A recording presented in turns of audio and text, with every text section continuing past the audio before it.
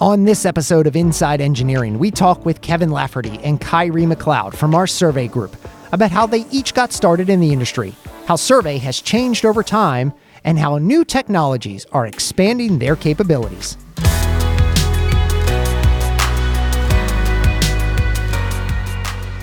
Inside Engineering, untold stories and fascinating people from the world of civil engineering. This is episode 8. Recorded in October 2019. Survey with Kevin Lafferty and Kyree McLeod. Inside Engineering is brought to you by RK&K. Learn more at rkk.com. And welcome back to another episode of Inside Engineering. We have brought our A game today, but with us in the studio today, I'm especially excited. I'm excited about every episode and all of our guests, but I'm excited today to have with me Kevin Lafferty and Kyree McLeod. They are a survey team here at RK&K, and we have a lot of fun together. We've done some different video projects together, and it's always been a lot of fun. So thank you guys both for coming into the studio.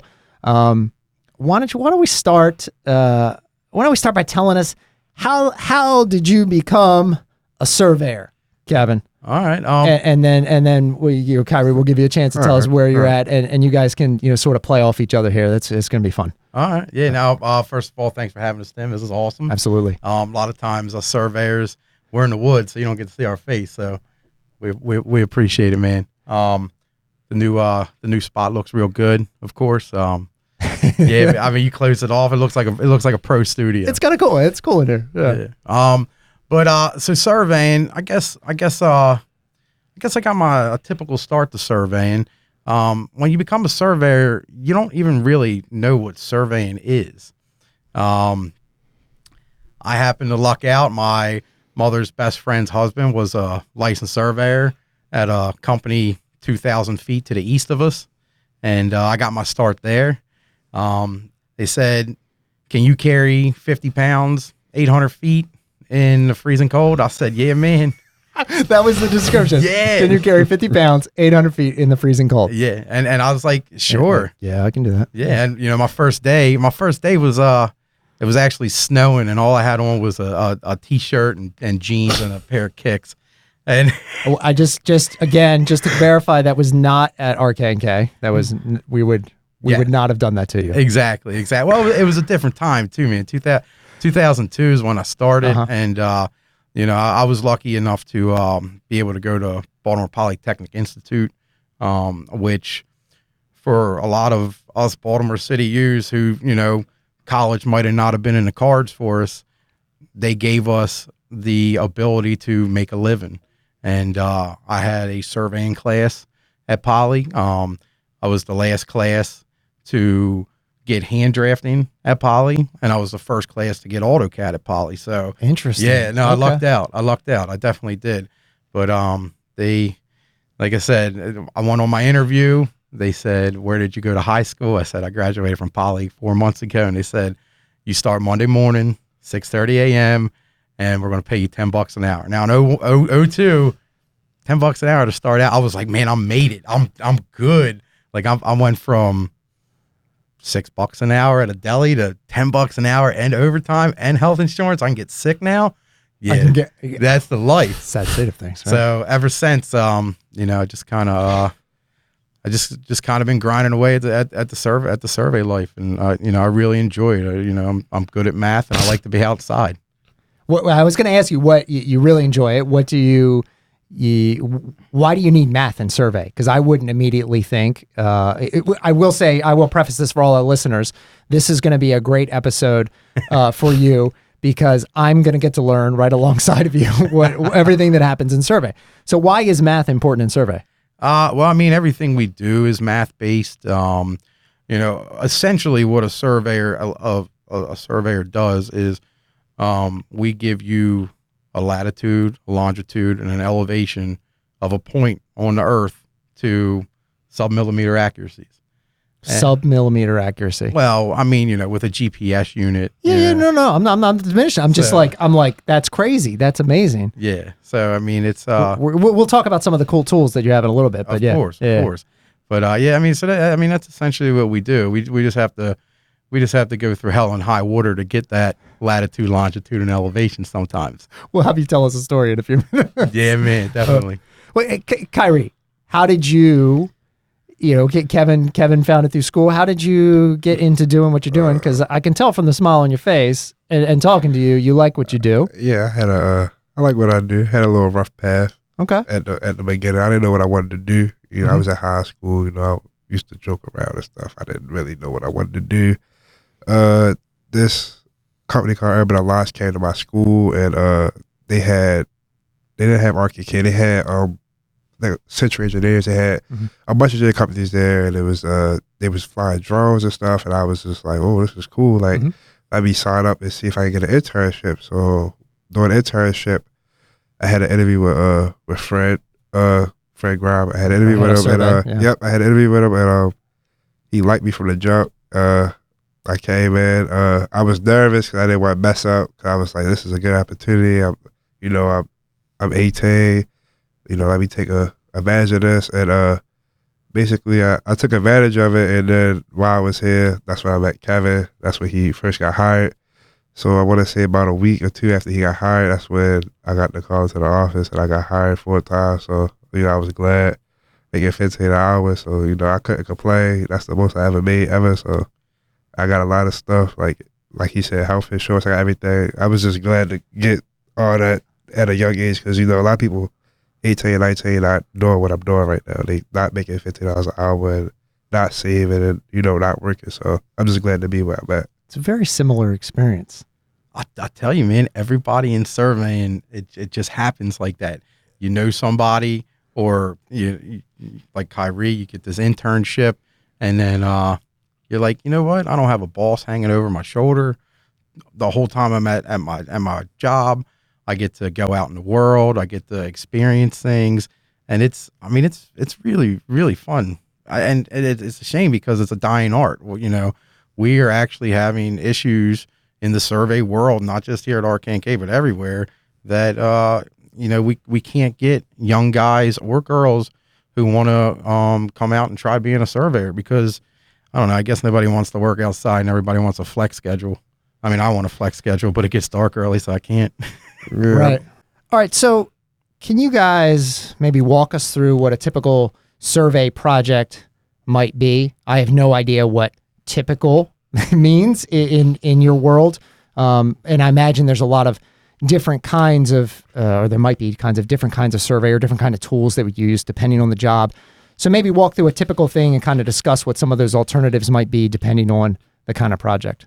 All right. If you don't mind, Tim, I'm gonna default to Kyree on this one. I like it. I want to see what the young grasshopper is learning. Oh, see what you've been teaching him. He's picking up we didn't tell you this was going to be a test, guys. Nah, man. Go ahead. Let's see what's up. All right. So, typical project. We come in. Monday morning. Get the project. If our project manager here, talk to him before we leave. If he not, you just leave.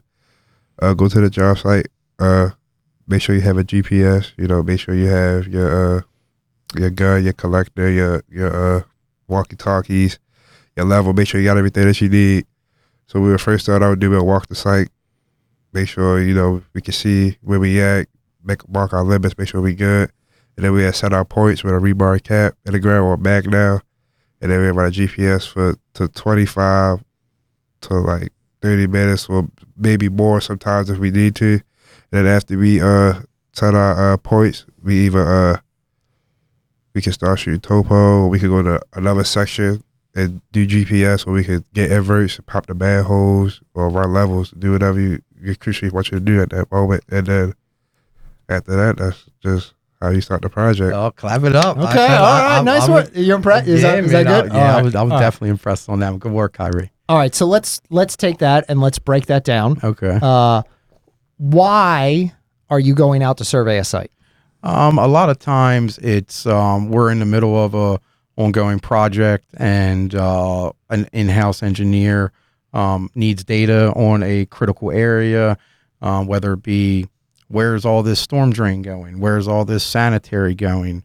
Right now we're in Delaware, and we're doing a bunch of ADA handicap ramps. They're not compliant for whatever reason to the ADA standards. So, like Kyree said, we go out there with our GPS, we set some points, we get lat and long and elevation on those points, we set up, we map out the critical areas, which are, in this case, the handicap ramps, and we come back and we give it to our CAD techs, and they do their wizardry, and they come up with a deliverable of what the engineer was asked for, and then we submit it to the engineer, or we submit it to the client, depending on who's giving us the work. Okay. So I'd heard, between both of you, I heard some different terminology in there. I mean, I know you use GPS a lot. Mm. Let's go back in time a little bit when we didn't have GPS. Okay. Well, how did we do a survey without GPS? Well, I mean, I've been surveying since 01, and we've had GPS since 01. Okay, never. That my question. Well, I do know the answer. Okay, you know the answer. Yeah. All right, good. So they would set up, and the surveyors would set up and do a sun shot, and basically it's where you get an azimuth on. What's an azimuth? An azimuth is a angle with a 0, the green line, and it can be anywhere from 0 to 360 degrees. Okay. And you get an azimuth and a bearing. A bearing is kind of like an azimuth, except for it's broken into 4 quadrants of 90 degrees. Okay. Real technical stuff. That's You sound so smart right now. But yeah, you take a sun shot, and by doing that, basically you set up your total station, and you bisect the edges of the sun, and then get the distance. And I believe you got a very, well, not inaccurate, for the time, a very accurate reading, but compared to the sub-millimeter, what we can do by just pressing a button and connecting to a network, it's just gotten exponentially better over the last couple decades. Okay, so fast forward to now, we have this technology. I know I was out on one site with you guys. Outside.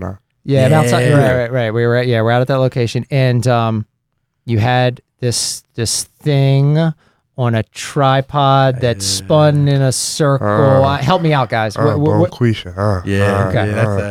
a robot. So before robots, you had conventional total stations, and a total station measures angles and time. A lot of people think it measures angles and distance. It actually calculates the distance by calculating how much time it takes from the beam to go to the total station to the prism where you're at and back to the total station. So it's almost like radar. You're measuring the distance based on the time it takes for that ping to get back. Exactly. Exactly. But with the advent of the robotic total stations, it frees you up to have your instrument operator come out front with you. A lot of times I'm in a roadway, so I can control it remotely from 1,000 feet away. Not that we take 1,000-foot shots, engineers. We don't do that. Nothing over 350, but guys. It has reception out to that, and we stay within that 350. Yeah.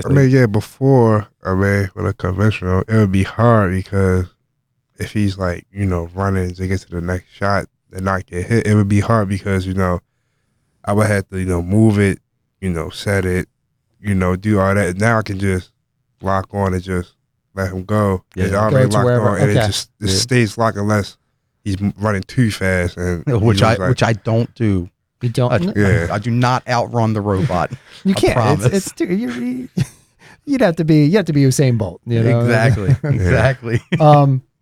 Okay, so and then there's different. You mentioned the word topos, topography. Topography. Okay, so talk to me about that. What does that mean in the world of survey?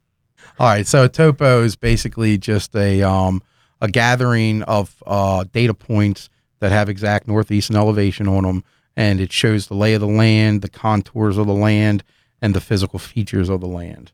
So it's like a point cloud. Well, essentially, you're getting a bunch of points that can be assembled into a data. Look at this guy. He knows what's up. Yeah. He knows what's up. No, but I've been lucky enough to work on a few projects where obviously survey has been involved, and I work with Tom Earp a lot, or yeah, in yeah, GIS. yeah. No, he did. We not to cut you off a bit. Good. We did a drone survey for Cascade Lake in the summer, and I'd been to Cascade Lake growing up, in the summer to go swimming, and then I go up there last year and it's empty, and I'm like, Tom, what's going on, man? He goes, well, sometimes things happen, so we got a project to do, and we're gonna fly this entire site with a drone. You're gonna lay out these they're called panel points. Basically, it's just like a big square with a T in the middle of it that the drone can pick up. Ground control. Yeah, you ground control to Major See, Tim, right?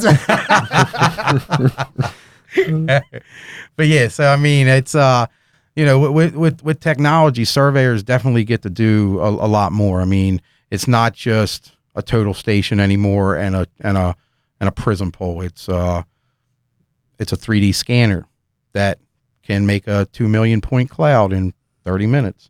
It's a drone that can pick up large areas to a pretty accurate degree. It's GPS that allows you to bring control into your site without having to run 3 miles of traverse or 3 miles of levels. So, I think we're fortunate to be a part of surveying in this time. There's some other kinds of surveys, or at least maybe deliverables that I've seen. I've seen some ones that are it looks like a rainbow of colors. In the final product, you see, it's almost like an infrared map to some degree in that regard. What is that? Can you help me out? I'm still lying. For those of you listening, Kevin just shot Kyree a look like, you got this one, and Kyree seems like he doesn't have this one. I'm still learning. That's all right. You learn something every day. I'm learning. So right now, I'm still learning. You're still a Padawan learner. He's this is your Jedi Master here. Okay, there's a little Star Wars reference. Right on.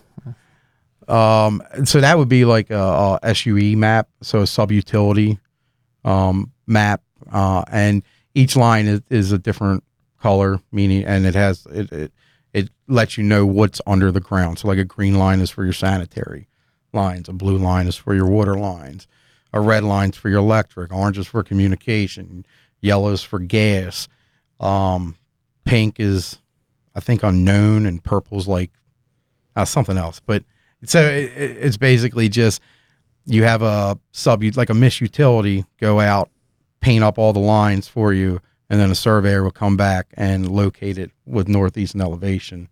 So how are you locating? I mean, MIS Utility is giving you a general idea of where it's at. Do you have a way to know exactly where it's at? Well, I mean, so they paint the lines on the ground for you, coming from one utility to the next utility, and generally they give you a hand-drawn map that is color-coded, and then you just come behind them and you're basically retracing what they based did. On their markings. You're getting more precise data. Got it. Okay. Exactly. Because they're good within, I think, 1.5 feet, 2 feet of width, and that's what they're liable for. But a surveyor, I mean, you got to be more accurate. Yeah, a lot more accurate than that. Right. Yeah, man, right. Definitely. Well, that's an interesting thing. Actually, you mentioned that. I mean, surveyors.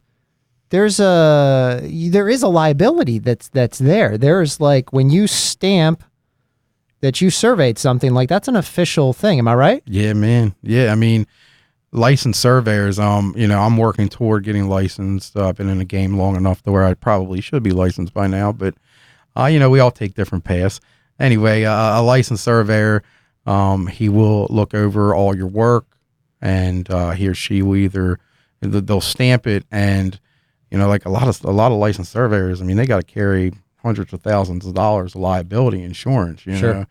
You put a building too close to a property line. Guess what? That foundation's got to be moved. Even if they start building it. And when us surveyors, we have our hands in almost every piece of the civil engineering world, because without our field data, they can't come up with what their plan is to improve something. Right. So we have to make sure that we're as accurate as we can be while being as reasonable and prudent as we can be to get the engineers the data they need, not just so to, to cover our butts, but a lot of it has to do with public safety. I mean, things like having the robot and being able to have Kyree out in the road with me. It's not just about protecting me. It's about protecting the public, because at the end of the day, that's why we're doing all these projects, is to improve the quality of life of the public around us. Because I want to make sure we cover survey in a way that you guys think is good. So what's something we haven't talked about yet? I mean, definitely the technical aspect of it. I feel as if we covered, and the new wave of technology. I think that is the most interesting thing, because surveying has been the same for thousands of years. I mean, the pyramids were laid out by a 1 meter rope, and then it's evolved over time, but not until the turn of the century have we seen this technological boom that, one is keeping us in business. I mean, with some of the technology, people think they can go out and map whatever they want to map, but the term survey grade still means something. And that's what our clients want, is survey grade. And by all these new technologies, we're able to expand our horizons while still being able to keep within the parameters of having a particular survey grade. Sure. What are some of the technologies that you're talking about? Can you, Kyree, you want to take this on? Yeah, the GPS is one. Our collector, so many people don't know our collector is Bluetooth. So it's Bluetooth, and they can connect to the internet. So like we had an instance where, say if we're up in Delaware and one of our project manager or one of our CAD people needs something off the collector, but it's up in Delaware with us, we can connect to the internet here in Baltimore and send it through an email, and then they can have it. We can go back to work and do what we're doing. So it's just quick access to the data. Yeah, so it's like, it's just, the tablet's like a mini computer, but it's really for, so like, the technology that was just, it's above me, I'm just glad to be born in the 21st century. I'll tell you this, man. If I was a surveyor in the 70s, I think they would have given me the boot. Cause you not only had to have a great work ethic, you had to be tough. You had to. I could not imagine not being able to call a project manager in the field. But back then, you had to make a call on your own. You had to make a decision on your own without that input. Or you would have to drive to a payphone, and we have cameras on our phone, so if we have a question, we can take a picture of it. Before, they would just put a Kodak disposable camera in our job folder and say, "All right, you got 26 pictures, make them good." Wow. I'll also say the drone. I watched the last episode. That was pretty awesome. Episode 2, yeah, man. I mean, the drone technology is amazing. I mean, and and anything from just a simple mapping to getting the correct attachments for the drone, that you could fly a farm on the eastern shore and have a sensor on it that will detect low levels of nitrogen. So then that means that area needs to be fertilized. So that means the farmer can save money. Instead of buying a whole field's worth of fertilizer, they can just buy this X amount of square feet of fertilizer from, what your drone told you where they need it. Yeah, it's pretty wild. I mean, the stuff with drones is really, there's a lot happening. Yeah, definitely. You gonna get your license? Man, so things are changing in Maryland. When I first came up, you got to, there was 3 paths to get your license. You could either have a 4-year degree and a bachelor's in surveying and then sit for your licensing exam, or a 2-year degree with, I believe it was 4 years field experience, and then you sit for your licensing exam. And then my route, of course, the most difficult of the routes, was 12 years field experience, and then you could sit for your license. Well, coming up within the next 2 or 3 years, they're going to do away with the 12-year and a 2-year, and you have to have a 4-year degree. and it's so that Maryland can keep up with other states around us that require a 4-year degree. So I am mildly diligently working toward getting my license. I'm hoping to have it, within the next 2 years. That's a good story. I meant your drone license, but that's okay too. Oh, the drone. The drone license. No, I'm not gonna. I don't want that liability on me because I always, I might get nervous, might crash a drone into we don't a want you tree. to. You don't want to do that. See, I don't want. I don't want to do that. Yeah, I don't want that. Okay. I don't get my survey license. I would just go to school for 4 years and just do that. Is that what you're gonna do? Yeah. Right. In the future, I mean, if you would have kept away from the last podcast, I'm in school now, so yeah. Yeah. He made a promise and he fulfilled that promise. In the last video, I told I was gonna go to school, and now I'm in school. You're in school. Yeah. Congrats. Where are you going? CCBCK as well. Dude, it's where I started. Yeah. It's great. Good school. Job. Yeah. All right. Well, hey, we've reached the time in the episode now, which I know you guys have been looking forward to. Where we come to our picks of the week. Okay. Where Kevin and Kyree are going to recommend something to us that they think we will be interested in. We've had all kinds of picks so far. So, gents, Kevin, you want to go first? Yeah, I'm not sure Kyree's ready yet. I'm still trying to think. All right. Now, my pick of the week, and man, it's something near and dear to my heart. But I've been, I've loved her all my life, but I've found a resurgence in my love for Whitney and old 80s pop music. And I think it's because an artist named Kyree has remastered a lot of them. And to see two giant guys in a work truck driving down 95 just blasting Whitney Houston, singing, oh my goodness, man. It makes the day. It really makes the day, especially when you've had a long, hard day and you could just be like, high love, whoa, yeah. Yeah, it's what's up. Good, yeah. It's what's up. So check it out. Check it. So Whitney Houston, resurgence of 80s pop. 80s pop. That's the recommendation. All right. See, Kyree, you got anything for us? I don't really have a pick. I just have something tell myself every day. Okay. Yeah. What's advice that you give yourself? I just appreciate life more and more, because,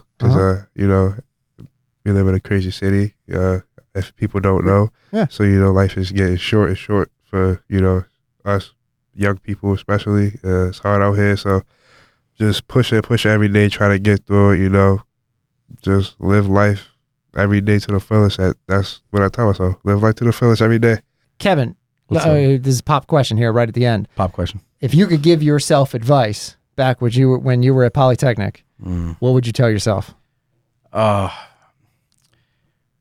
I don't know. I think I did it. I think I did it the right way. I mean, I'm glad that I knew at an early age that college wasn't for everybody, and I'm also glad that I was able to get into a trade school that would set me up for my career. And I'm very, very happy that, and I know you don't hear many people say this, but I'm very happy I didn't go to college, because if I would have went to college in 2002 to 2006, I would have got out of college and into the industry smack dab in the middle of the recession. And because I'd already had 7 years experience before the recession hit, I became a valuable member of a team. Mm-hmm. So my advice to 18-year-old Kevin is maybe slow down on the carbs a little bit, and just believe in yourself and believe in your path, and God willing, man, it'll all work out for you in the end. And I tell you, man, I had to job jump a couple times, and I'm just so happy that I found RKK. I'm happy that I'm a Buffalo. I'm going to work here until somebody tells me I can't work here anymore. And like I said, I'm just very blessed to be in the position I'm in. I'm happy to have a survey division around me that is of the utmost excellence. I'm very happy to have a boss and a leader like Fred Grime. And it's really cool coming. I didn't know this man from the Man in the Moon when we first started, and we've become friends. And I'll tell you, one of the hardest parts about being a party chief and befriending I guess not just a party chief, but any manager and befriending, a subordinate, is they don't know the line between friendship and, okay, you gotta listen to me because I'm your boss. Right. And, when we're in the field, Kyree respects that. And I can't say how much I appreciate that from him. I truly do love the fact that he respects me as a party chief, but as soon as those party chief boots come off, man, I'm just another dude. And Kyree gets that. And I think that's why our friendship has been true over the last year and a half. Yeah, man. Go on the field, man. I always bring up a respect. So there's always respect, your elders, your older people. So we're in the field. Older people. We're in the field. I know he's not going to tell me anything wrong. I need to listen because one day I'm going to be in his shoes. One day he going to be my arm man and I'll be the crew chief. Or one day he'll be retired. I'll be calling him a question like, Kevin, I'm on a project. I need help, So that's why I listen to him every day. That's why I try to, from 8 a.m. to 3, it's street work, Kevin's a boss. But after 3, it's just a friendship. It's just, we do what we want to do, talk about basketball, football, play basketball, We just have fun with each other, yeah. Yeah, that's what's up. That's it. Like I said, it's a very rare gem to find a friend in your place of work. That's awesome. Well, gents, that about wraps us up. We just did. Man, we've been rolling for a while. Yeah, and there's only been one mistake, and it was on the host. So it's all good. So we crushed it. Yeah. only had to edit 10 or 12 things, and it was all my fault. So it's perfect. It's perfect. Well, thank you guys for coming in to the studio today. I appreciate you taking some time out of your schedule. Yeah. That wraps us up for today, everyone. Thanks for joining us for another episode of Inside Engineering. We release a new episode every Tuesday. You can check us out on our home at rkk.com/podcast, where you can stream every episode on demand, as well as leave some feedback. We'd love some feedback on this episode. Yeah, Tell us, show us all the love around the That's office. right. We'll love to know our feedback, so when we come back again for next Season episode, 2. season 2. Wait, we know how to make it even better, right? Yeah, Exactly. so we can make season 2 even better. Exactly. You can also find us on your favorite podcasting platform. We're on Apple, Spotify, Stitcher, Spreaker, TuneIn, Google. I left something else out. Blueberry. We're on as many places as we could possibly think of being, because we want to make sure that you have access to it. So check us out. Like, rate, review, share. Do all the things that you're supposed to do with the podcast. But thanks for tuning in, and we'll see you next week on another episode of Inside Engineering.